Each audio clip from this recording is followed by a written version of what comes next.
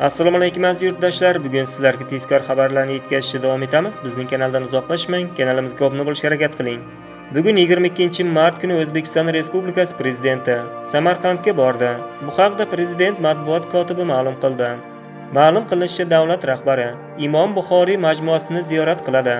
Samarqand viloyatining iqtisodiy, ijtimoiy rivojlanishi bo'yicha olib borilayotgan ishlari bilan tanishadi.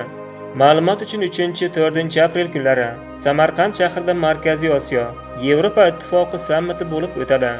Yevropa kengashi raisi Ursula von ushbu sammitda qatnashish uchun O'zbekistonga keladi. Tadbir O'zbekiston Respublikasi prezidenti raisligida Qozog'iston, Qirg'iziston, Tojikiston, Turkmaniston yetakchilari ishtirokida bo'ladi. 4-5 aprel kunlari esa Samarqand Kongress markazida 1-Samarqand iqlim forumi bo'lib o'tadi.